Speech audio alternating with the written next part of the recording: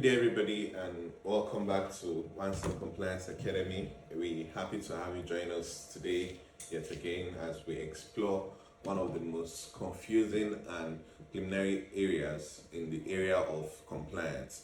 So today we'll be talking about the difference between CAC and trademark.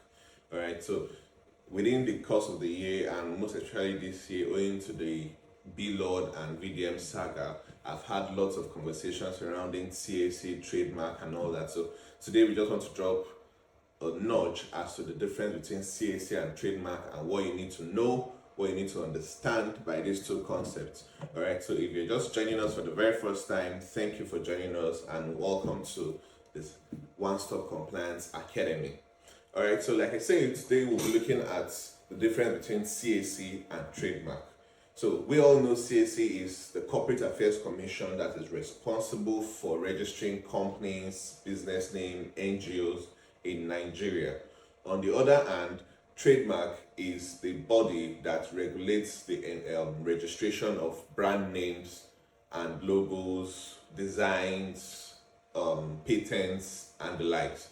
All right. So without wasting much time, CAC, we'll look at what is CAC and what is trademark. All right. So CAC, in a nutshell, like I said earlier on, is the body responsible for registering companies, while trademark is the body responsible for protecting names, logos, and design. Now, the underlying difference is the sole purpose of CAC is to grant you the right to carry on business in Nigeria and nothing more. CAC grants you the right because our laws provide that for you to be able to do business in Nigeria, you must be registered. So for you to be registered, then you need to go to the Corporate Affairs Commission to get registered. So once you are registered, then you can now have the license or the personality to carry on business in Nigeria. On the other hand, trademark protects and grants the exclusive usage of a name, of a brand, a logo, a design. All right. So the difference there is while CAC gives you the right to do business, trademark grants you the exclusive usage of that name. Okay. So it goes to say that if you've registered under the CAC, it does not mean you have the exclusive rights to use that name.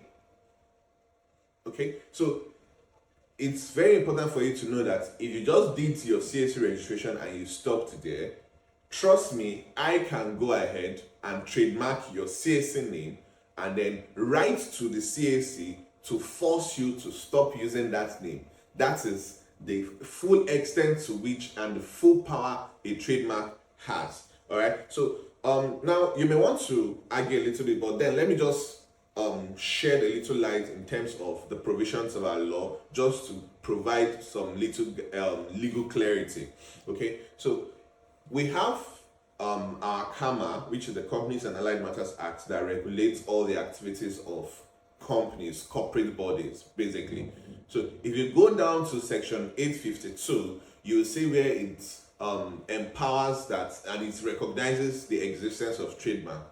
And just in a nutshell, it quickly says that no company, limited liability partnership, business name, or incorporated trustee shall be registered under this act by a name or trade name which, if you now go down to section D, subsection D rather, you now see, in the opinion of the commission, will violate or conflict with any existing trademark. So you can see the emphasis of the law. The CAMA even recognizes the presence of trademark. And it says, in the opinion of the commission, will violate or conflict with an existing trademark or business name registered in Nigeria or body corporate formed under this act. All right. So what it then means is, if I've trademarked my name and Mr. B goes ahead to register my name in CAC, I can write to CAC and inform them that this person, if he goes on to use this business name or company's name, will infringe on my right, on my exclusive usage of the right under the trademark which I have registered, and then you go ahead to furnish evidence of registration, the acceptance letter, and your certificate. Okay, and then at that point the commission can invite them. So the commission will either do one of these things: we either strike out the name, or they'll write to the party concerned and ask them to change their name, and if they fail to do so, they strike it off. And you know what it means: after building an account, doing everything, and then you're asked to change your name or strike off, or they strike off your name, everything you've built becomes a waste. So it is very, very important that you do not just stop at your CAC registration, but you go the extra mile to protect your name under the trademark.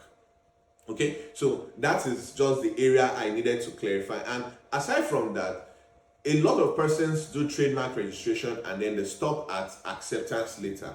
Please note, acceptance letter does not constitute a valid right or the exclusive right over that name.